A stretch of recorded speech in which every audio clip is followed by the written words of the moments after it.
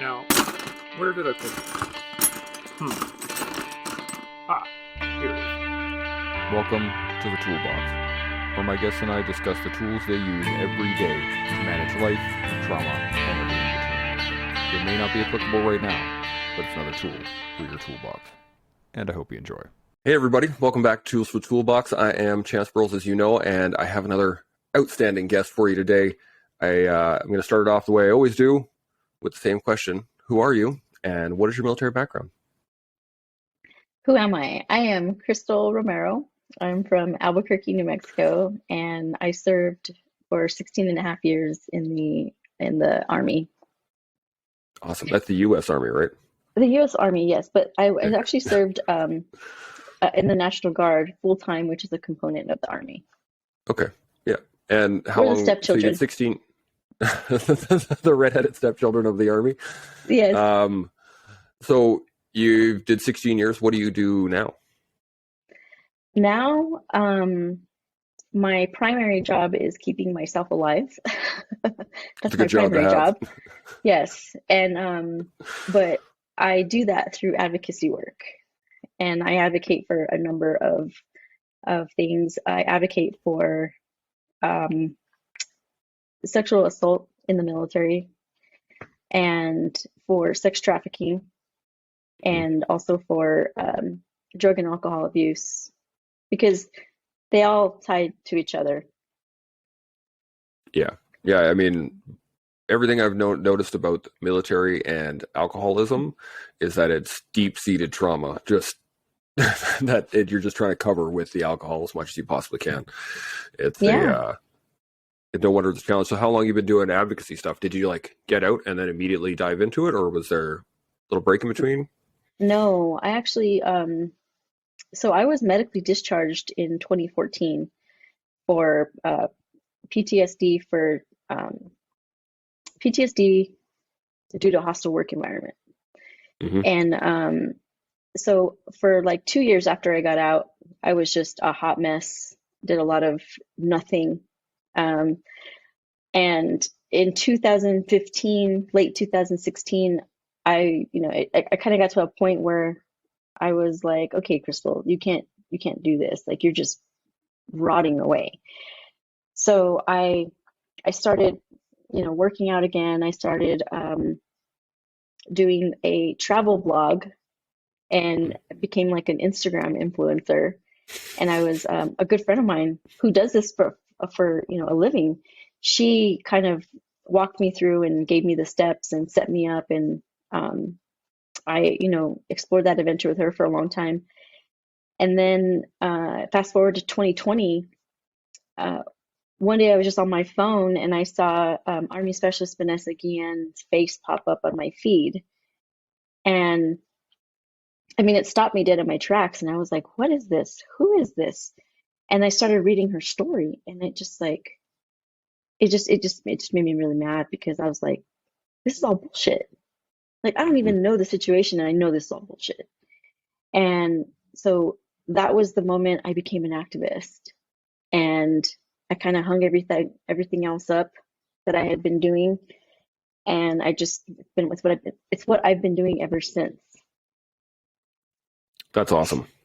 It usually, from what I've noticed, it usually takes some sort of a rock bottom, some sort of a moment where you're like, this is not fucking cool. I'm not going to stand for this. And then you, and you dive right back in. It's interesting too, because the community gets really toxic. Once you leave, the community can be really toxic, but I think that's slowly changing. Over the last 4 or 5 years, I've seen a bit of a trend towards a little bit better, healthy relationship between each other, but there's still a lot of toxicity out there. Oh, there is a lot of toxicity. You know what? One of the things that I absolutely hate seeing, and that actually is really kind of I get in my feelings about it, is when I see veterans hating on each other, and when I see veterans breaking each other down. Yeah. I mean, there's some people in the veteran community, in the advocacy community, that don't like me because they think that I'm selfish, because when I go out and I tell my story until I'm blue in the face, because that's my Hmm. experience, right? Like that's what makes me a subject matter expert in all this stuff, is that I went through it. So then, I get labeled as, oh, you're just selfish. All you do is talk about yourself. It's like, well, that's what I know. So Yeah. whatever. But I see a lot of, veterans just, like non-combat veterans just get shit on all the time by combat veterans. Yeah. And it's like, you know what? We all have our place. The Army isn't just combat veterans. Yeah. It's a huge force structure that's made up of admin. You've Yep. got your cooks, you've got to feed the troops, you've got your Hmm. admin, you got your personnel, you've got transportation. There's all these different components. That's what makes it complete. So when combat veterans start shitting on non-combat veterans, I'm just like, man, to me, I'm like, you know what? You're not a good person. Because, I mean, it's not right. It's not cool, No, because we all have our role. absolutely. And just like the infantry it's a role in and of itself, so are the Mhm. engineers, so is armored, so is the Air Force and the Navy, and so is all Yeah. the different elements and all the different MOSs. They're built there for a reason, because there was a Yeah. need, right? If you Yeah. just had a bunch of infanteers, no one's eating, no one's feeding each other. They're just going to be sitting in a circle beating the shit out of each other, right? Like that's how they do things. Yeah. Um, Yeah. but it's I had a buddy of mine. I have another podcast called the Sheepdog Round Table, and I get a bunch of vets to sit around and we talk about larger things. And one day we were talking about the tribe, and I had a buddy of mine who was actually John. He was saying, there's days where he gets put down by other veterans because he has PTSD, but he wasn't an infanteer, he wasn't on the front lines, he wasn't, fighting, whatever, right? And my buddy stood up to him and was like, dude, seriously, there's nothing wrong. The training level that you received put you at a place where you are now. You did not get the training that, the infanteers and the engineers and the armored guys get being a clerk. There's no reason for it, right? You're not expected to be up on the front lines doing live fire battle drills with tanks and airplanes and all these things going around. You don't have that training. So how can we expect the same level of output when we're not putting the input into you to get you up to that level? So it's silly. And the other part of it is, the one thing that I've learned over the years of like advocacy and doing the podcast and all these interesting thing, and listening to podcasts. That's my other big thing. I love podcasts.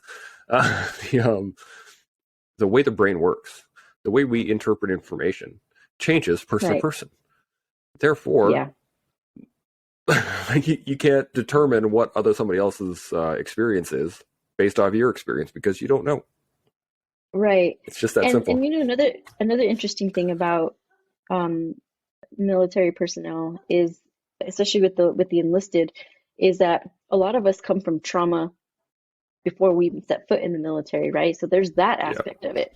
And depending on the level of trauma that you've experienced, whether it's, because like a lot of enlisted folks come from impoverished situations, or they come from broken homes, or, like in my case, like I came from foster care. So, I mean, and there's no mercy on the streets, I was a street kid. Mm-hmm. So I had, joining the military was really good for me because, it broke me down and then it rebuilt me. And Mm-hmm. I took it very serious. I took my service very serious because, my father, who was actually my padrino, he was a World War II vet. And, Mm-hmm. I respected the military because I had so much respect for him, right? And I didn't want to go in there and just screw around and make a mockery of it, because I was very proud. Mm-hmm. But also, I had a lot to overcome. And I don't think what people understand about trauma in the brain is that it can take 7 to 10 years for you to overcome, a traumatic event, or in the event of some folks that have like complex post-traumatic stress disorder, which is what I have. It's long-standing trauma. So people are not mindful of those things at all. They just think that you're a whiner or you're a complainer, or you're just looking for something to complain about. Yeah. But in all actuality, it's like we're all fighting something from some. I mean, it could be anything too. Think about it. Like it could be a car accident. It could be a loss of your dog. It could be a loss of your loved Yeah. one. Uh, a lot of people just it's grief. Yeah. Yeah. And I mean, the processing of trauma, just like you said, one trauma can take 7 to 10 years to bring yourself back to the par where you were before the trauma happened, let alone the Right. 7 or 10 years that you now have to work back to try and Right. build yourself up to what you should have been building. And yeah, I mean, just transitioning from the military without trauma can be a trauma in and of itself, right? Like Yeah. if you go from spending I know guys that got in when they were 17, right? Just join the army. Boom. That's Yeah. their whole life. They spend 20, 25 years, 30 years in, and then they get out and they're like, I don't know how to live anymore. And that is hugely traumatic. I spend a lot of time talking about transition because it can be very tough. The one thing I wanted to know, like you said, you took a couple years after and just kind of plodded along. How did the transition actually go for you when you left the military and joined the civilian world as a veteran? How did that play out for you? My transition was horrible because I was pushed out. I was a whistleblower, and I was pushed out quick too. I mean, from the time I filed my complaint against my coworker to the time I was discharged it was like 2 years. But how the med board process works. It's slow, and I was taken off of orders. So for a year of that, or a year and a half of that actually. So I did a lot of hurry up and wait for your life to end, is what it was like for me, because and then I was so angry and I was so bitter and I was just filled with rage, and I mean I was miserable, and anybody around me was probably miserable too, because I was so I was betrayed. I was betrayed by my leadership. So I could not believe it. And so I did a lot of sitting around feeling sorry for myself, not because I wanted to, Chance, because I couldn't even get up sometimes. Like there was days where I would sleep for 18 hours. I would wake up, I would drink water, and I'd go right back to bed. Like it was awful. But I have 3 kids, and there was no time for me to just check out. I had to, when my kids were home from school in the evening time, it was like I had to put on this mask of like, mom's good, everything's okay. And I put my kids to bed, and then it was right back to, okay, I can take my mask off and I can just wallow in my misery. I did that. And I didn't do that because I wanted to. It's how I was feeling. I felt very left behind. And I was just like, man, it made no sense to me, because I'm like, this is what we teach, what we don't do. And this is exactly what they did. So it was, that's a moral injury. Yeah. Yeah. We experience it quite a bit here up in Canada. There was, I think that's probably one of the more prevalent things that I see is the moral injury from chain of commands not having your back. And I mean, I don't know how many guys that had their chain of command tell them, if you're not doing well, come tell us, right? We'll sort you out. We'll get everything good to go. We'll go see the docs. Like we'll make sure we'll have your back. And somebody would be like, yeah, I'm not doing well. And they're like, fucking suck it up or get out. And you're like, well, it's sad. It's sad to see. So what would you tell yourself now if you could go back to the day that you actually transitioned out and were now a veteran rather than a serving member? What would you tell yourself? What advice would you give yourself? I would, because of how, just how bad my depression was, I wish I would have gone and done like an inpatient treatment somewhere just to really get my head back on straight. And I wish I would have started working with a trauma therapist a lot sooner than I did, because that's what really helped me climb out of all that mess. And because they Yeah. give you the tools, right? And they teach you about coping mechanisms, healthy coping mechanisms. Healthy coping. Yeah, Right. that's the key. Yeah. I mean, I'm lucky in the regard that I didn't turn to drugs and alcohol. I was a substance abuse coordinator, so like I saw it every day. I saw how bad Hmm. it just completely takes over your life and it'll just destroy it. So I never turned to drugs and alcohol, but I would sleep. I mean, I would sleep a lot, and I wasn't eating right. I mean, it was just Yeah. I was very harmful to myself in other ways. Yeah. Well, I mean, this is what we want to talk about anyway, is just being able to manage self-care, right? Being able to Mhm. figure out what you need to do for yourself is a Right. huge part of it. And I mean, like oh man, when I got out, I went to the psychologist at the Army said I should go to. They're like, oh yeah, go to the occupational stress injury clinic. There's specialists there. They'll help you out. No problem. I showed up there and it did not go well. So for a year, I spent dealing with this doctor. It just got worse and worse and worse and worse until finally a buddy of mine was like, you can just see whoever you want, right? And I was like, wait, what? I don't need to see this dude that the Army told me to go see. And they're like, no, you can just find somebody. And I was like, fuck, all right. And I went and I looked up a trauma specialist and one that did equine therapy, because I'm a bit of a cowboy and I tried to like horses. Yeah, that makes perfect sense to me. But I mean, before any of that, the big thing that I needed to realize was that I actually needed assistance. Yeah. And I'd say when I got out, I was an instructor too, right before I left. So like I was Master Corporal Burles. My fucking knife hand was just, I was ready. And I had a 5-month-old son who did not respond to a knife hand.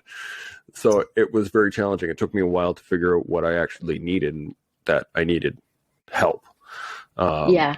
How did you, what was the realization for you that where you were like, I need to go find somebody to assist me in this?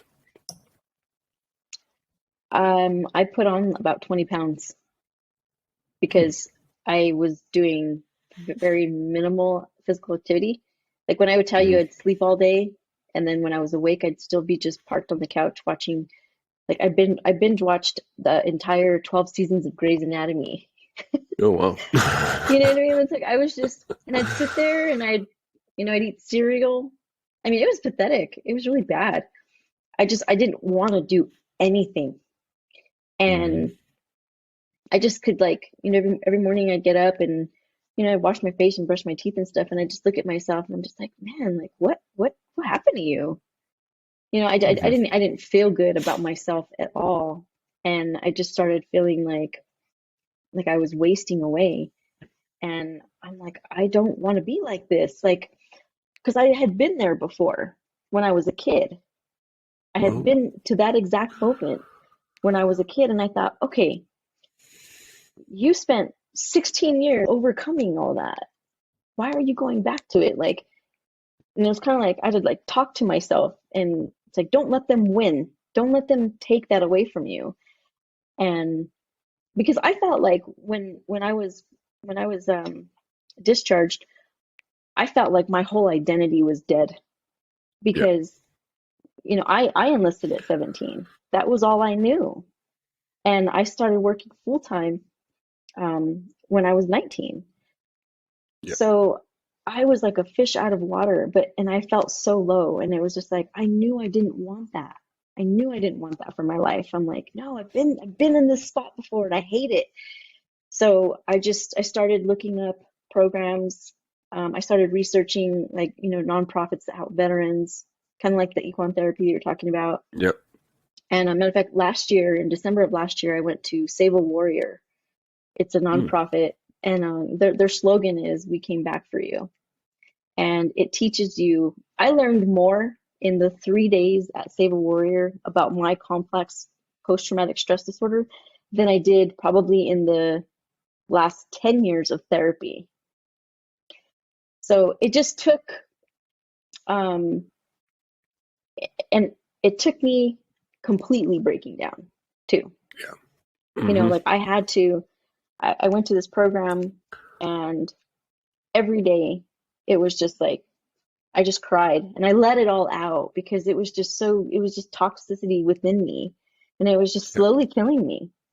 It was like dying a slow, agonizing death, like a death of a thousand razors. And Hmm. I knew I did not want that for my life. That is it's a hard realization. I always say people need to find their rock bottom before they can start climbing. And Yeah, that rock bottom is different for everybody. Some people find it at the bottom of a bottle. Some people find it once their house gets taken away from them. Some people don't find right, it and eventually just die. Like it, there's a point where you go, "What the fuck? this isn't right. this isn't who I am. This isn't where I should be." And for me, it was I walked into a room and my son, like, he looked scared just from me Mm, walking in the room, and I was like,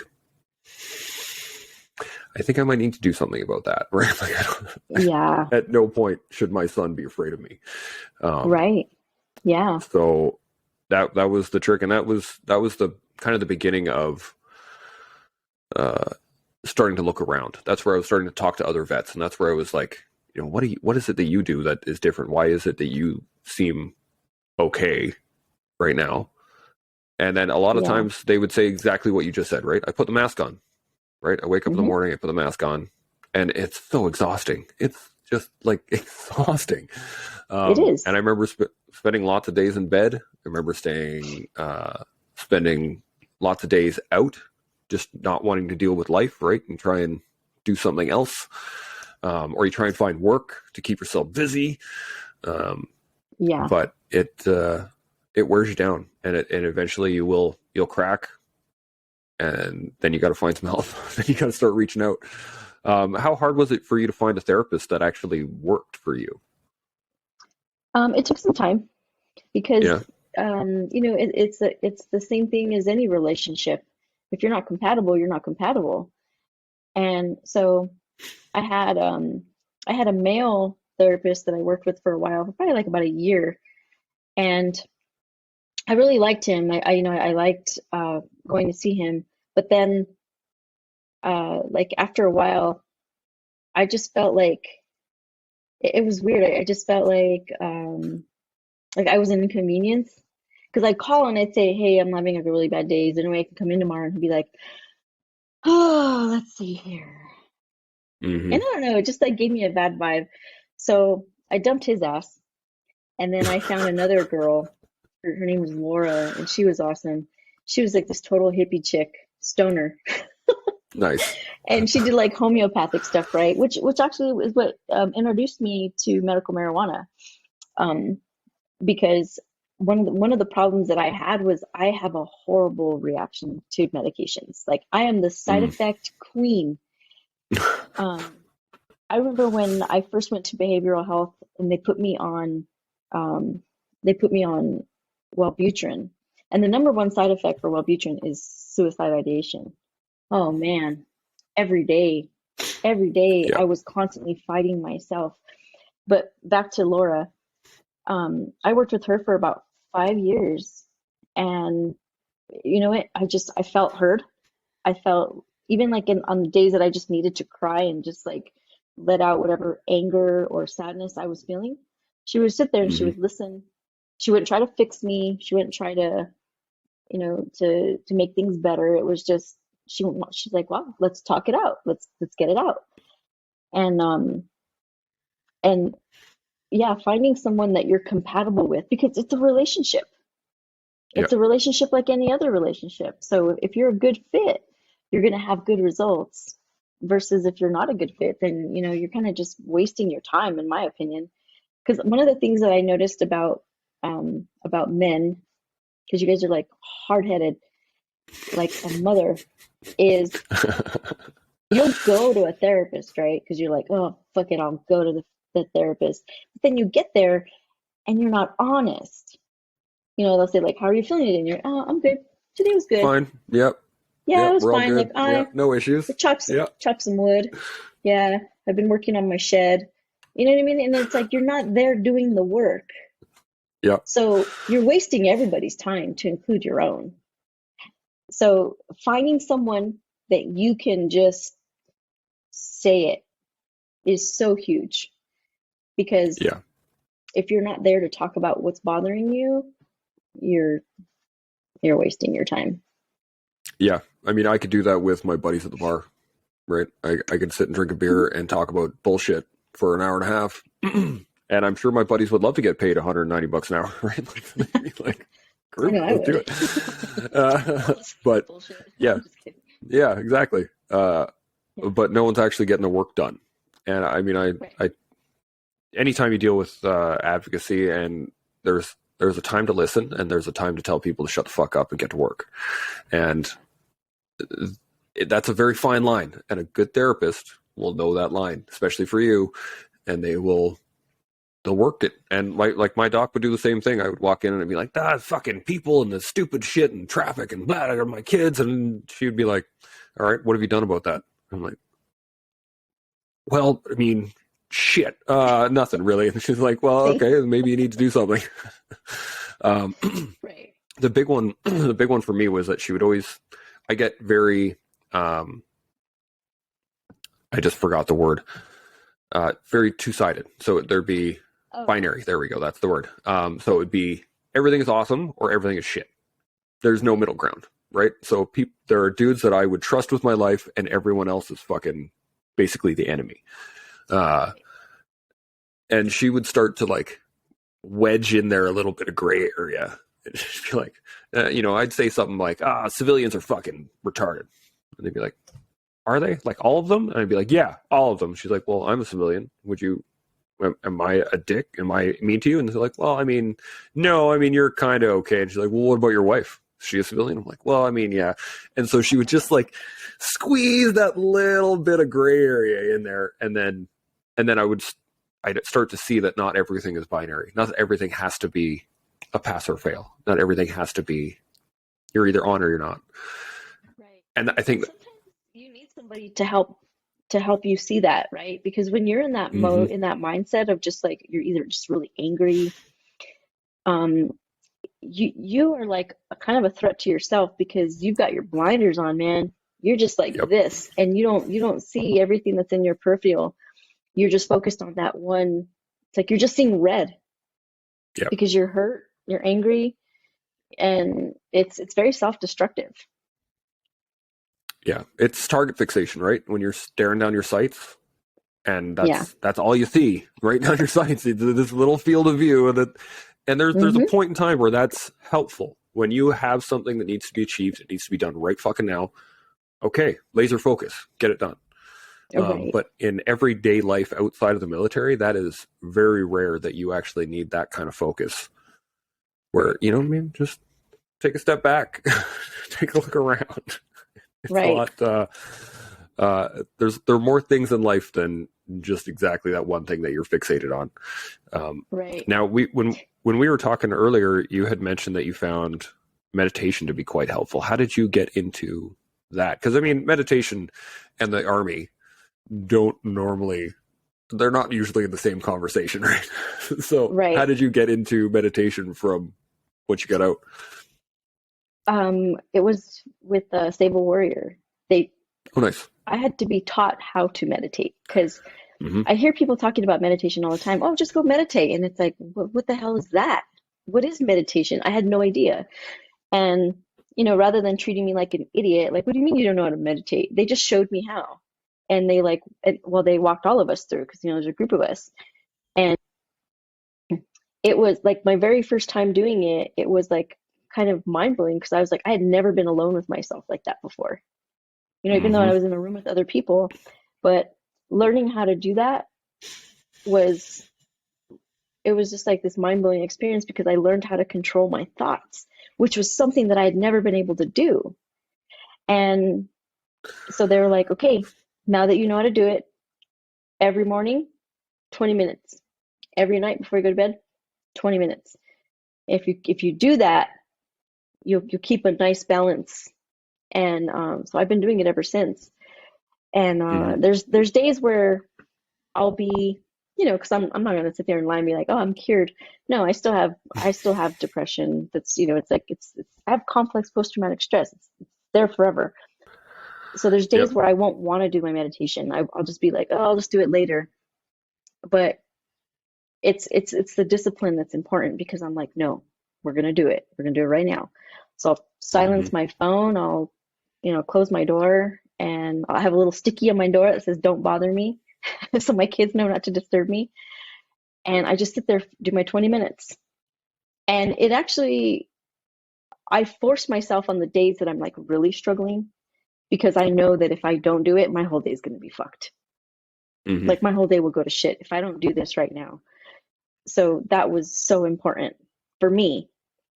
Everybody's got something that works for them, but it really works for me. It's really grounding. Yeah, I find that's very important for vets especially, but I think for everybody. I mean, I try to teach my kids this as well, is that taking some time to just focus your thoughts, to focus your, recenter. Take some time. Just chill, man. Like, take some time and center. And when you start to get all messed up and you try to figure out, if you got 17 things on your mind, you got to get this done, you're all the stress is coming up, okay, just stop. Yeah. Breathe. And that's like the beginning of it, right? And then my mom, actually, it's funny you mentioned the therapist you found that's like a straight up hippie, and I'm like, my mom was a straight up hippie. She was like she hitchhiked across the states back in the 60s. She was not very happy about her youngest son joining the army, but she eventually thought it was pretty cool. But a lot of that stuff I learned young. I learned about meditation. I learned about Reiki. I learned about massage therapy. I learned about all the different like acupuncture and Eastern medicine and all these things that not a lot of people get information on early on. So once I got out of the military, I was able to like, maybe I should try this, or maybe I should try that, or maybe I should do one of these things. And but I've also been doing martial arts most of my life, so that was another big. It enabled me to find focus again. So I recently, a few years ago, I started taking jiu-jitsu, and that has been my my meditative state, I guess you could call it. But it's the point where I can have no mind, right? Just you turn it all off and you focus just on yourself. Focus on the feelings, focus on the emotions, focus just, okay, cool, let it happen. While trying not to get choked by somebody else. That's usually a good start. Right. And it's so important to feel your feelings. Like don't just disregard them. That's one thing that I've learned to do too, is sit with myself and just it's like, if I'm hurt, just be hurt for like a minute, right? Like sometimes I have to set my timer. I know that sounds kind of cheesy, but I'll set my timer for like 10 minutes. And I'll just sit there and I'll cry, like ugly cry, like pathetic. But no one's around. So like, I'm not being judged by anybody. And I'll cry, I'll let it out. And my timer goes off and it's like, okay, your time's up. Like, you felt it. Now it's time to move on. And you got to have these like self-talks, because you can't like dismiss your feelings. Dismissing your feelings does nothing for you. That actually makes things worse, because guess what's going to come back around and smack you in the face when you're not paying attention? Boom, your feelings. They will take you out. In an instant. Oh yeah. I mean, it's real quick. Go real dark real quick. Yeah. It's and it usually hits you when you're bad, right? That when you're happy and loving life and having a great time and you're out with the boys doing whatever, sometimes you can get a wave of depression or a wave of traumatic thoughts, or that happens times. But it's usually when you all of a sudden stop, when you get back from hanging out with your friends, when you put the kids down at the end of a stressful day and you're just exhausted, then it hits you in the face. Yeah. And that's where you got to go, oh, geez. Let's. Right. Now, and I tell people all the time, too, is that this is when the tools are needed. right? Hmm. It's easy to say, be mindful during the day when you feel fine. It's easy to say, work on having some empathy with people around you when everyone else is having a good time. Sure, that's Yeah. easy to say. But when, my wife is having a really bad day with the kids and the kids are losing their mind left, right, and center, and they're crying over the fact that they don't like the chair color all of a sudden, right? Like Right. random The stuff. lights are on. Exactly. And they're just, that's when, usually, when I'm stressed out, that's when the thoughts come in. That's when the depression starts to sink in. That's when all of the tools that I've built up over the years, that's when they're needed. Yeah. That's when you have to put the work in. And it's the hardest thing to do. It is. I mean, Chance, I can't even tell you how much I agree with that statement because, I deal with that. It's every day. It's every day. You don't get breaks. There is no breaks. There is no break at all. It can attack you at any moment. And, my depression is so deeply tied to my post-traumatic stress because like I get sad when I have good memories. Like Yep. a lot of my like I'd be at 25 years of service right now. So like all my peers are like sergeant majors. And so like I'll run into them. Like I ran into a buddy of mine and and I hadn't seen him in years, but I ran into him at the grocery store and I was like, "Hey man, how you doing?" I was like, fucking pound and whatnot. And I was like, where are you at now? And he was telling me like where he was, and he's like a sergeant major now. And I was just like, that's like, and I was genuinely happy for him because we grew up in the ranks together. And then the minute I got in my car, man, I just started crying. And I was like, because it's like I'm like that should be me. I should be, a sergeant major right now, kicking ass, doing things. Yep. So, it can happen from sadness, it can happen from happiness. Depression is a bitch. Yeah. That's just really it really is. Yeah. Yeah. I'm coming out of a depressive episode right now. Mine are usually anywhere from 3 to 5, 6 weeks. And just zero energy. There's no drive to do anything. And I have to force myself. I have to force myself to do stuff. I have to go to jiu-jitsu. I have to get a shower in. I have to play with my kids. I have to actively do it. Otherwise, I'll let it slide. Like you said earlier, I don't need to do it right now. But if you don't do it right now, you're done in an hour. And I mean, I do a lot of, I'm also one of the, we do a thing up here called the Canadian Walk for Veterans. And we do it every year. It's an annual event. And it's just like a 5K walk. But it's just the whole concept is to get vets and civilians and first responders all walking together so that you can actually see each other as humans rather than as like, because here in Canada, we don't interact directly with our veterans very often, except for on Remembrance Day, which is a very formal event. Everyone's dressed up. We all have our medals on. We're like, no one wants to talk to anybody about anything because it's a day of remembrance. Like it is, it's a hard day for all of us. And at no point do I want a civilian coming up to me and be like, "Hey man, you want to tell me about your service?" I'm like, no, I don't. No. So we came up with the walk to get people out to like actually be able to talk to each other and see each other as human beings rather than like the soldier on the pedestal of like, holy cow, look at that guy. And even doing that as I'm like developing public speaking and I'm going out and dealing with people, depression will kick my ass and I have to like still got to do shit. Can't just let that stuff go. Still got to make the videos. I still got to go talk to people. I still got to go find sponsors. I still have to do these things. But the trick that I found is understanding that you have to, at times, take a day, right? Take a me day. I mean, it sounds silly, and if you said that in one of the army lines somewhere, you'd be like, "I'm just going to take a me day today." You would get shit on immediately. But it's important.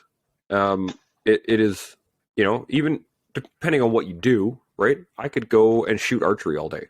That'd be a me day. I could go do jujitsu. I could play video games. I could, I don't know, go for a walk down the river valley, depending on what you want to do. Right. How do you? What are your markers, your triggers, where you go, you know what? I've crossed my red line. I need to take a me day. What are your triggers, I guess, that would tell you need a me day? My panic attacks. When I have a panic attack, I used to be embarrassed of them, and I used to fear them, right? Because they would come out of nowhere. But now I see it as like they're like a gift, right? Because it's like my body's way of telling me, hey man, you need to slow down. Yeah. And it also, like, panic attacks are kind of, in a way, this might sound really weird, but like a kind of a blessing, because it's your body telling you that you're not in a safe environment. Something's wrong with what's going on. So if I'm having a day where I'm real teary, I get like real teary-eyed and I'm just like emotional, that's when I know I'm like, okay, I need to take my ass home and I need to give myself a timeout, because my triggers are my responsibility. Because the last thing I want to do is be, at a friend's house and all of a sudden I just fall apart, and then now they're having to deal with me, right? And if people don't have the same symptoms as you and they don't understand depression very much, then watching you fall apart, it freaks them out. A lot people are not trauma informed. The average person does not know trauma informed care, right? They don't know to just let you sit there and it'll pass. They want to fix you. They want to, yeah. So to answer your question, sorry, long answer. I kind of I feel it just in, I just feel it. I can feel the, like a wave of sadness coming on.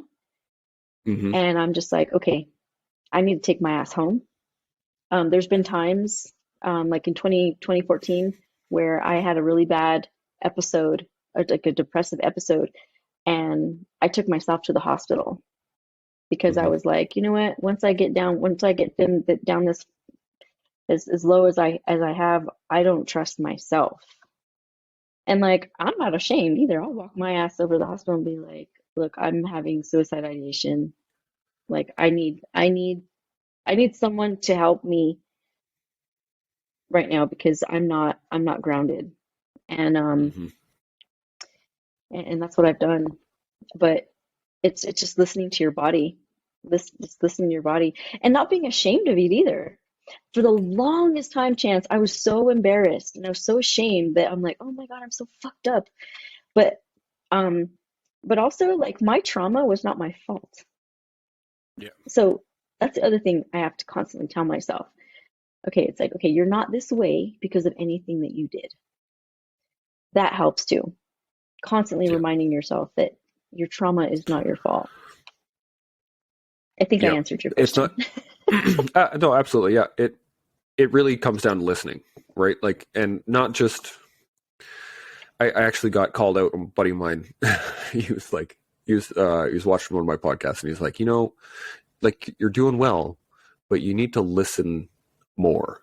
And I was like, but I am listening. And he's like, no. Like, listen, don't just wait for your turn to talk. Yeah. Listen. And I was like, oh. And so one of the things that I've been a big proponent of in the last little while, I don't know, I guess I coined this term, was grace, not slack. You need to be able to give yourself grace because you're going to fail, right? Whatever you think you're trying to do, you're going to fail at it. It's at some point. Nobody goes into therapy, walks in their first day and be like, ace that shit, I'm good to go, and then walks out, right? Like, that doesn't happen. It's a long-term ass-kicking adventure. I mean, when you first got into basic training, you didn't know fucking anything. And they taught you how to tie your boots, how to fold your sheets, how to whatever you want to do. They taught you how to do it. And how many times did I fail? I can't even count because I was doing push-ups. Like I failed so many times. But at the time, I was giving myself grace because I knew I didn't know what the fuck was going on. Right. It's when you give yourself slack is when it gets bad.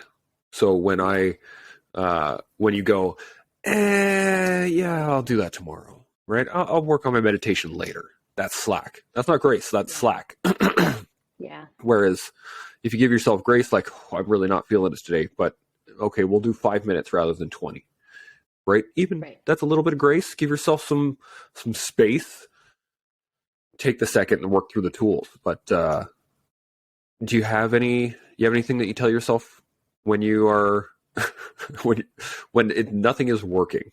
That's when I start going, grace, not slack. Grace, not slack. And then I go, oh, okay. Calm yourself down, bring it. And then I bring it allows me to really think forward. Do you have anything that you run through your head? Any little tidbits that help you get through those issues? As weird as this sounds, I will go and I'll stand in front of the mirror and I'll just talk to myself, I'll kind of give myself words of affirmation. It's like, okay, this is going to pass. This is not going to consume you today. You're going to, and I'll just tell myself, okay, you need to breathe. Because I spend a lot of time alone. My kids are at school all day. Mm-hmm. And so I'm by myself. So I don't have a buddy to ground me. I need to, which is why it's so important to know how to ground yourself. But I'll do that. I will talk to myself. I'll go up, but I'll look at myself. It's like I'll look and I'll be like, okay, we're not doing this today. We're gonna work through this. We're gonna breathe. I'll start counting. I'll count like up to 50 and then 50 back down. And or another thing I do too, and it's like a sensory thing, is I'll sorry. Or I had my do not disturb on and it clearly disturbed me. That was weird. But I'll get in the shower and I'll take like a real hot shower. That's something that I learned with my hippie therapist. She said it's like a sensory thing because you feel something other than the pain. She says you can even make the water cold or make it as hot as you can stand it. And what that helps you do is just to realize that you're in the present. You're not back experiencing the trauma, or you're not going to let it consume you in that moment. So those are some of the things I do. Those are awesome. Yeah. Or sometimes I'll just go take a big bong rip. You know what? No, that's important too. The medical marijuana has been so helpful for so many people. Most of the vets I know utilize it in some way. I mean, I use CBD for pain, and I use THC every once in a while when my anxiety is really high. But it is, I don't really like smoking anymore, so I take gummies, which I had to, like, when I first got them, I had to show them to my boys and be like, okay, boys, just so you understand, these look like candy. But they're not for you. This is dad's medicine, right? You don't play with this. Don't try and take some of these. They may look good. Not okay. They are pretty good though. I got like peach and lemon and kiwi strawberry. They're yummy, but and it helps. And it does. It absolutely, helps especially with anxiety. I wish that more. And matter of fact, John told me this. He sent me a picture one day of because I guess they're in Canada. You guys get your medical marijuana issued to you. That's fucking insane. I get it through the mail. That is fucking insane. If I want gummies or flour or anything, I have to drive my ass to a dispensary and pay a lot of money because it's very expensive here. Because we're both a medicinal and a recreational state. And John sent me a picture one day of a big box, and it had flour and gummies, and it had tinctures. And I was like, "What is that?" And he goes, "It's my weed." I was like, don't talk to me. I don't even want to talk to you. I don't even want to talk to you. Yeah. But it just further validates how shitty the United States treats their veterans. Really, we have to go get our own medicine. We have to heal ourselves. We have to fix, we have to fix ourselves. That's so wrong. Man. Yeah. I mean, we have to do the same. We have to. I wouldn't right now. Our leadership is iffy, to say the least. Yeah. But the thing about, like, we have to do the same, right? Like, if we want something specific, we'd have to go to a dispensary and get it. But we have the benefit of it actually being 100% legal. So Yeah. I can order mine online, and then I have my my file, and my prescription is on file with my my provider. So I jump Okay. online, I order a bunch of it, and then I don't, like, it gets billed directly to the VA. I don't even touch it, and then it just shows up on my doorstep the next day. And that's how so I thought it was hilarious because That's cool. so back in the day, before I joined the Army, when I was a teenager, I was a bit of a pothead, and I at one point was the dealer for a bunch of people, a bunch of my friends groups, and I was like the guy to come get some. And so I had to be very surreptitious about it, right? Because at that point it was still illegal. And I was like, oh, I don't want to get caught, don't want to go to jail. And then when I joined the Army, I had to stop completely, right? So I was like, can't do this shit anymore. I'm in, no big deal, whatever. And I stopped doing it for many years. So I went from, at one point, smoking constantly and dealing to my friends, to stopping completely, joining the Army, and then I left the Army, and now the government pays for me to get one. Isn't that beautiful? It's such a surreal change of systems, but it's helpful. I'm a big proponent of medical marijuana if used correctly and within limits. I mean, just like anything, it can be abused. It can be a point where it's an avoidance rather than a helpful step forward, or to bring your limbic system down a little bit so you can actually think and focus and work on stuff. But it's a good time. I mean, I've been, like I said earlier, right? I got knees, back, shoulders, hearing, PTSD, depression, all these great things, all the joyous things the Army gives you. All the joyous things, yeah. Yeah, and I'm in pain all the time. It's just chronic pain. That's the way it is. But CBD helps me live life. Like, I still do jiu-jitsu. I still train at the gym. I play with my kids. I get to go do stuff, right? There are days the pain is higher, and I don't. It's just the way it is. Same thing with depression or PTSD. Some days you have days where you're in bed, and that's it. But I think part of getting better is understanding that those days are going to be there, and give yourself grace, right? Okay, take a day. Tomorrow, get back at it. I think that's really important.